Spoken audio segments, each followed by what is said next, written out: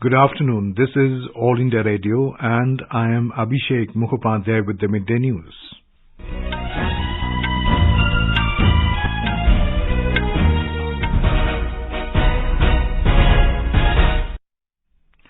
The headlines. Defence Minister Rajnath Singh says bravery and valour displayed by Indian Armed Forces in Galwan and Tawang is commendable. Union Minister Kiren Rijiju visits Yangtse area in Tawang, Arunachal Pradesh, says the area is fully secured. Finance Minister Nirmala Sitharaman chairs the GST Council meeting underway in New Delhi. Environment Minister Bhupender Yadav says mindful and deliberate utilization of resources is the need of the hour. In Chattogram Cricket Test, Bangladesh were 176 for 3 at tea in the second innings against India on the fourth day. And in hockey, India hosts Spain to lock horns for the FIH Women's Nations Cup at Valencia tonight.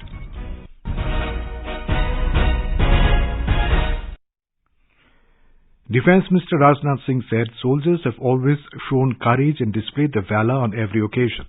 Referring to the Galwan and Tawang incident, Mr. Singh said he himself could have never imagined that such kind of magical courage they can show at the front line.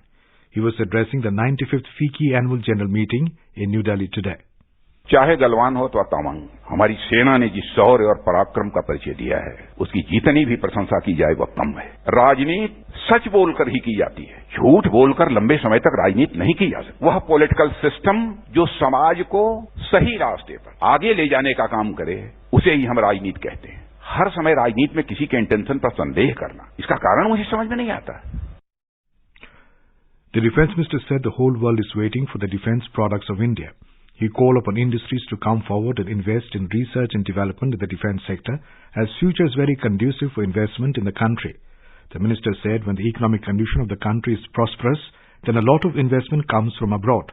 Mr. Singh highlighted that record foreign direct investment came to the country despite the corona crisis. कोविड-19 के कारण पैदा हुए supply chain disruption और logistical bottlenecks से दुनिया अभी पूरी तरह उभरी भी नहीं थी कि तब तक यूक्रेन कॉन्फ्लिक्ट हमारे सामने आ गया। ग्लोबल सप्लाई चेन और अन्य लॉजिस्टिकल बॉटलनेक्स के चलते कोर इन्फ्लेशन में भी बढ़ोतरी थोड़ी बहुत हुई है और कुछ लोग एक्सेस डिमांड को भी महंगाई का कारण मान रहे हैं। कारण जो भी हो तो उसका समाधान हमें ही खोजना पड़ेगा। समाधान हम लोगों ने खोजा है और आगे भी यह क्रम चलता रहे। भारत ही नहीं बल्कि पूरी दुनिया की इकॉनमी बड़े कठिन दौर से गुजर रही है, पर आप देखेंगे तो अन्य प्रमुख देशों की तुलना में भारत में इन्फ्लेशन कम है और मुझे कहते हुए खुशी होती है कि रिजर्व बैंक ऑफ इंडिया ने देश की महंगाई को कम करने के लिए कई मेजर स्टेप्स लिए और उसका परिणाम भी हमारे सामने आने लगा है। Mr. Singh said Indian defence industry has immense potential and government wants to bring it to the tune of $22 billion by 2025. Defence Minister said that India wants to become a superpower for the welfare of the world. He said India cannot become a superpower of the world without fulfilling the resolve to build a developed India. He said India did not want to dominate any country or it has no intention to capture even 1 inch land of any other country.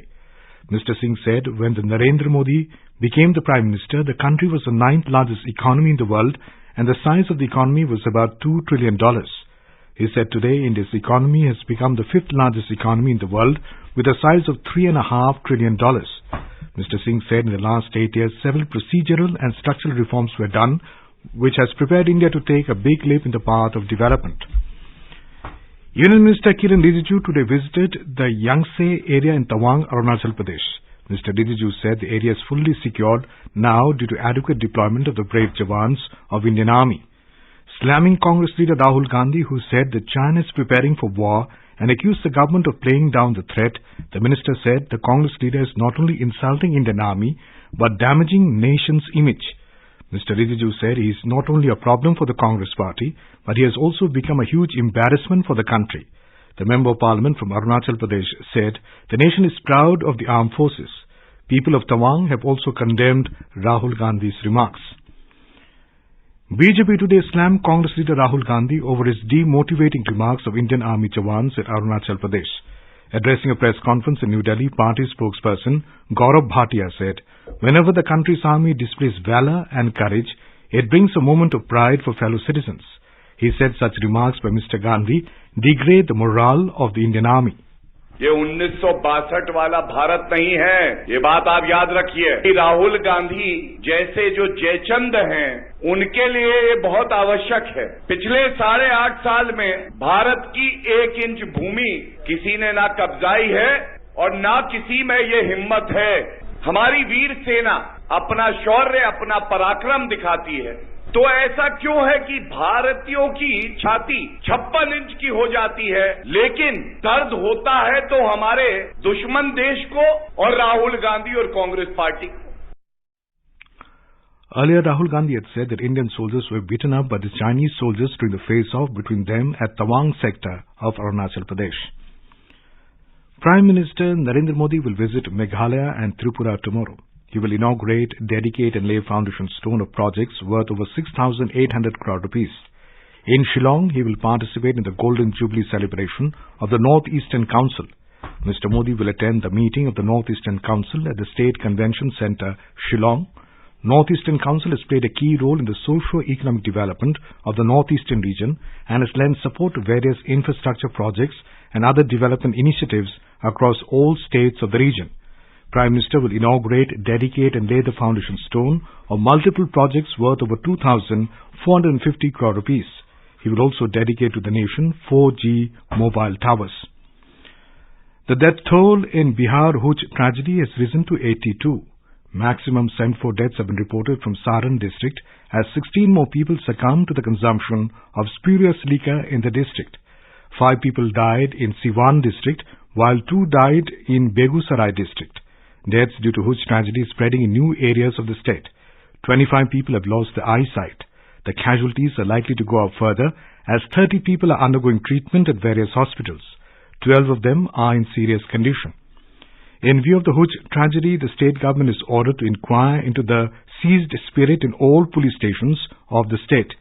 Leader of the opposition in Bihar Assembly, Vijay Kumar Sinha, demanded judicial inquiry into the Huj tragedy, besides compensation to the next of kin of the deceased. National Human Rights Commission, NHRC, has issued notice to Bihar government over the tragedy.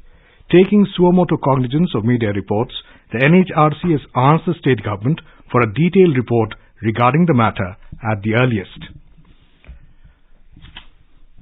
Saran District Magistrate Rajesh Meena said 213 persons have been arrested so far in this connection. This is All India Radio giving you the news. For quick news updates around the clock, follow us on our Twitter handle at AIR News Alerts. अगर आप competitive exams की तैयारी कर रहे हैं, all India radio की प्रस्तुति अभ्यास है सिर्फ और सिर्फ आपके लिए, जहां हमारे एक्सपर्ट आपके भेजे सवालों के जवाब शनिवार रात 9:30 बजे देते हैं। इस बार का विषय है सोशियोलॉजी यानी कि समाजशास्त्र। आपका अभ्यास हमारा प्रयास।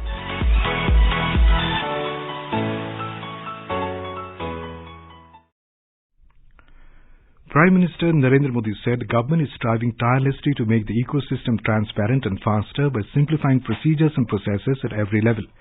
He said it has always been government's endeavour to increase the impact of governance and reduce its interference in every citizen's life. Extending his best wishes for the success of the second Sushashan Saptah Good Governance Week, being observed from the 19th to the 25th of this month, Mr. Modi has said that the people have resolved to build a glorious and self-reliant India during Amrit Kal in the next 25 years. Mr. Modi said that the scrapping of thousands of unnecessary compliances, repealing of thousands of outdated laws, and decriminalization of many kinds of minor offences are major steps towards this end. Our correspondent reports that Union Minister Dr. Jitendra Singh will be the chief guest at the inaugural ceremony to be held on the 19th of this month in New Delhi and kickstart the Prasashan Gaon Ki Or 2022 campaign across the country as part of the Good Governance Week celebrations. The 48th GST Council meeting was held in New Delhi today. Finance Minister Nirmala Sitharaman chaired the meeting. Minister of State for Finance, States and UTs, Finance Ministers and senior officers from union governments and states attended the meeting. Union Petroleum and Natural Gas Minister Hardeep Singh Puri has said that India is confident of forming a biofuel alliance with other countries. Addressing a curtain raiser press conference on India's flagship energy event, India Energy Week 2023 in Bangalore yesterday, the minister announced that India will soon launch E20 fuel, with 20% blending of ethanol, as by 2025, the ethanol production in the country would reach 1,000 crore litres. The minister said India is looking forward to setting up an international biofuel alliance under India's G20 presidency. Pressure rose on Peru's fledgling government as 2 cabinet members resigned following deadly protests. The Latin American country is facing widespread protests since last week after removal of former President Pedro Castillo from the office and his arrest. Education Minister Patricia Correa and Culture Minister Jair Perez announced their resignations, citing the deaths of individuals during the unrest. Protesters are demanding the release of ousted President Pedro Castillo, the resignation of his successor Dina Boluarte, and for fresh elections to be held. Bangladesh Chief of Air Staff Air Chief Marshal Shiak Abdul Hanan today reviewed the passing out parade of newly commissioned fighter cadets of the Indian Air Force at the Air Force Academy at Dundigal in Hyderabad. Mr. Hanan asked the cadets to continuously upgrade in tune with the changing technology relating to warfare. He recalled the cooperation between India and Bangladesh in strengthening regional cooperation. He also highlighted the historic occasion of Bangladesh Air Force taking birth on Indian soil. Earlier, he presented wings to the passing out flight cadets. Union Home Minister Amit Shah has described the Kashi Tamil Sangamam as the beginning of a cultural renaissance from Kashi. Speaking at the valedictory session of the Kashi Tamil Sangamam in Varanasi yesterday, Mr. Shah said the event is not concluding but is marking the beginning of a cultural renaissance which will not be limited to reviving the bonding of Kashi and Tamil Nadu but cover all cultures of the country. Mr. Shah said all other countries are formed on the concept of geopolitics, but India's base is geocultural with a treasure of diverse cultures. The month-long event was inaugurated by Prime Minister Narendra Modi on November 19th. The application process for the Common University Entrance Test for Graduation CUET-UG will start in the first week of February next year and will be conducted between the 21st and 31st of May. UGC Chairman Mr. Jagdish Kumar has said the number of subjects and pattern of question papers will remain the same. He said that the test will be conducted in 13 languages and a candidate can take as many as 6 domain subjects in addition to 1 or 2 languages and the general test. Environment, Forest and Climate Change Minister Bhupender Yadav has emphasized on the sustainable use of natural resources. He said mindful and deliberate utilization of resources is the need of the hour instead of mindless and destructive consumption. He was delivering the country's national statement at the United Nations Biodiversity Conference COP15 in Montreal, Canada. Highlighting the Prime Minister Narendra Modi's clarion call for adoption of lifestyle for environment, he said the country's balance sheet in implementing the HE targets is proactive and forward-looking. Mr. Yadav said country is on track to meet its commitments. He said agriculture is the source of life, livelihoods and culture for hundreds of millions in the country. He said country's forest and tree cover is steadily rising along with the wildlife population. In Chattogram Cricket Test, Bangladesh were 183 for 3 in the second innings against India in post-tea session when reports last came in. Umesh Yadav dismissed Najmul Hossain Shanto at the individual score of 67 runs. Earlier, the hosts resumed the second innings on the 4th day at the overnight score of 42 for no loss. India dismissed Bangladesh for 150 in their first innings. India declared the second innings for 258 for 2. India will take on Spain in the final of the FIH Women's Nations Cup 2022 hockey tournament in Valencia today. India stormed into the final, defeating Ireland 2-1 in the penalty shootout last night.